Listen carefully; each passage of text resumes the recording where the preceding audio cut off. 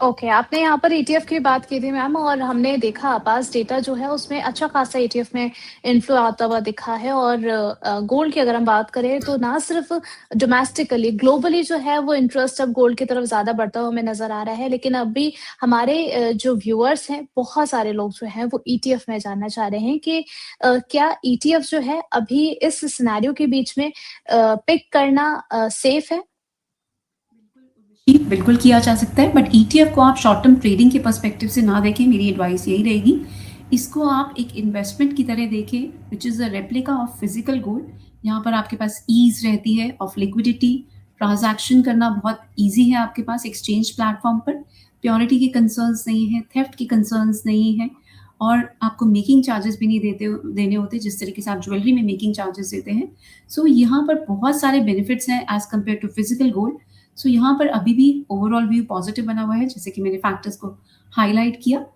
Overall जी। Trend की बात करें तो पॉजिटिव है। येस, हमने हायर लेवल से कुछ प्रॉफिट बुकिंग ज़रूर आते हुए देखी है, बट प्राइसेस काफ़ी ज़्यादा ओवर स्ट्रेच हो चुके थे। अभी भी अगर आप चाहें तो स्टैगर्ड वे में गोल्ड बीज में बाइंग कर सकते हैं।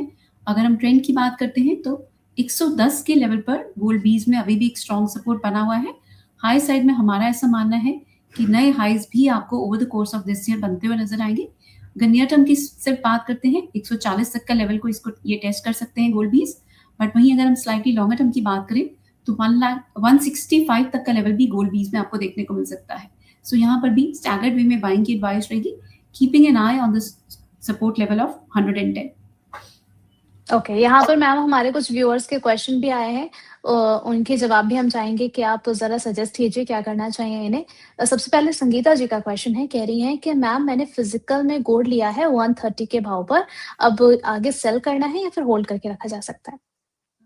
संगीता जी, आप बिल्कुल बने रह सकते हैं। आपने अच्छे लेवल्स पर गोल्ड को बाय किया है। आप यहाँ से अगर आप थोड़ा सा पेशेंस रखेंगे तो आपको 1,75,000 first, 1,85,000 next and then 2 lakh तक के लेवल भी इस साल के एंड तक देखने को मिल सकते हैं। तो बने रह सकते हैं। अ, अगर आपको अभी कोई रिक्वायरमेंट नहीं है, आपने इन्वेस्टमेंट पर्सपेक्टिव से किया है, सो मेरा ऐसा मानना है बिल्कुल आप इसको होल्ड कर सकते हैं।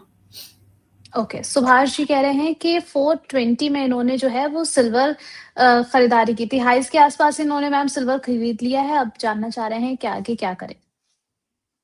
इन्होंने बिल्कुल हाई पे जाके सिल्वर को खरीदा है। 4,20,000 का ही हाई हमने जनवरी में पोस्ट होते हुए देखा, और जी। आई थिंक फोमो के चक्कर में इन्होंने बिल्कुल हाई पे जाकर इसको खरीदा है। प्राइसेस ऑलरेडी पिछले साल से देखे अब तक काफ़ी स्ट्रॉन्ग गेन्स पोस्ट कर चुके थे। जनवरी इटसेल्फ में ही हमने 70% तक के गेन्स आते हुए देखे, और इन्होंने बिल्कुल हाई पर जाकर सिल्वर को बाय किया है। बने रह सकते हैं।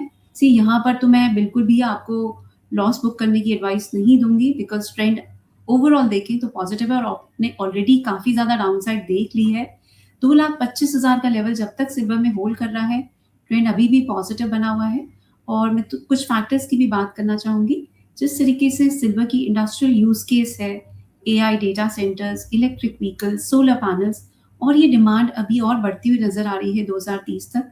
माइन सप्लाई अभी नहीं बढ़ रही है, और इसके साथ-साथ monetary easing cycle of the US Fed, ये सारे फैक्टर्स अभी भी सिल्वर के लिए फेवरेबल हैं। बट येस, प्राइसेस ऑलरेडी काफ़ी ज़्यादा बढ़ चुके हैं।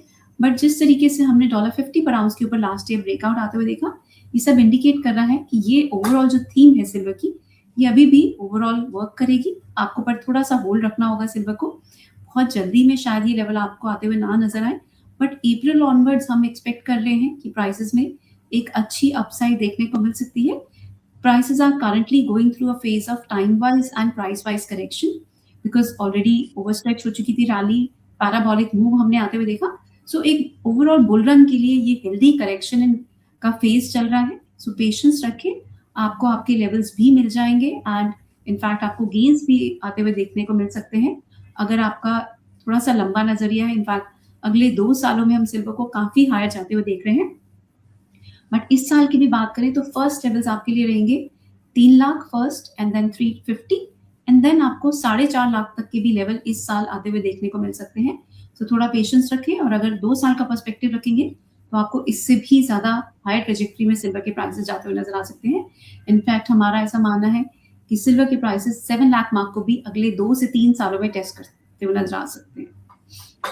चलिए, यहाँ पर हमारे एक और व्यूअर हैं, इन्होंने आई थिंक सिल्वर को फिज़िकल फॉर्म में खरीदा हुआ है 240 पर। मैम इन्हें आगे भी होल्ड करके ही चलना है? अगर सिल्वर फॉर्म में है तो फिर तो होल्ड करके चलने की सलाह रहेगी या फिर अ, बिल्कुल उर्वशी दी, हमने ऑलरेडी काफ़ी सारे फैक्टर्स की बात की। अगर आपने मिस आउट करा है तो आप इस वीडियो को जाके दोबारा भी देख सकते हैं।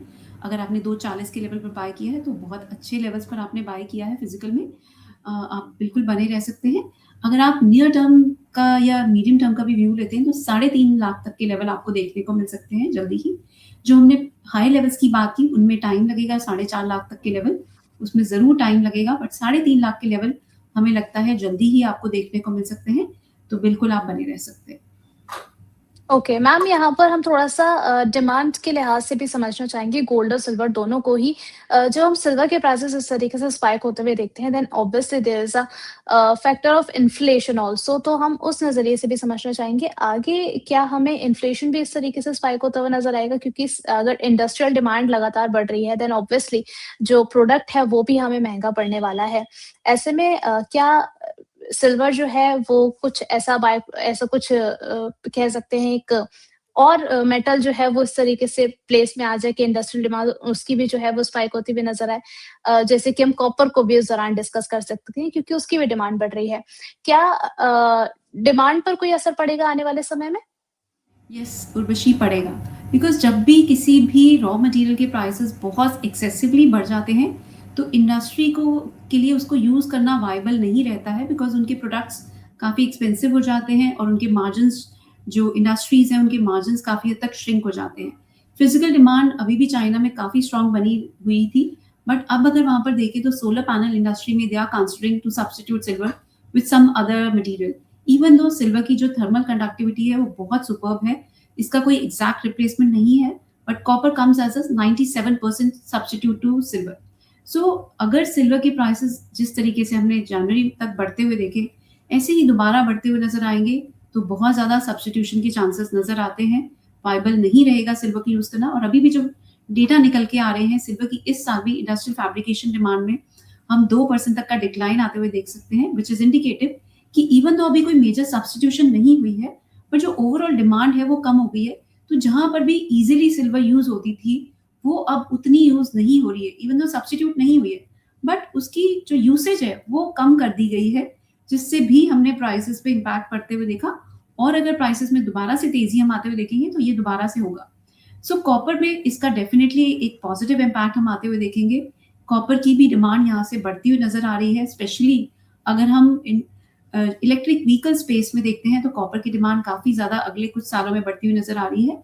40 से 50% एक्स्ट्रा लगता है copper in an electric vehicle as compare to internal combustion engine. इसके ओके, साथ-साथ एआई डेटा सेंटर के इंफ्रा में भी, केबल्स में भी, पावर ट्रांसमिशन में भी काफ़ी ज़्यादा के जी। कॉपर का यूसेज बढ़ने की उम्मीद बनी हुई है। सप्लाई मैचअप नहीं कर पा रही है। माइन्स काफ़ी पुरानी हो चुकी हैं। चिली में भी काफ़ी ज़्यादा माइन डिस्ट्रप्शंस चल रही हैं। सो ये सारे फैक्टर्स कॉपर के लिए काफ़ी फेवरेबल रहेंगे। सिल्वर के लिए स्लाइटली नेगेटिव रहेंगे, बट अभी कोई मेजर सब्स्टिट्यूट सिंस नहीं आया है, तो अगले 1 से 2 सालों में सिल्वर में मुझे लगता है ओवरऑल अप ट्रेंड बना रहेगा। But yes, eventually over the course of this next few years, जिस तरीके से सब्स्टिट्यूशन बढ़ेगी सिल्वर के प्राइसेस पर, इवेंचुअली हम प्रेशर भी आते हुए देखेंगे।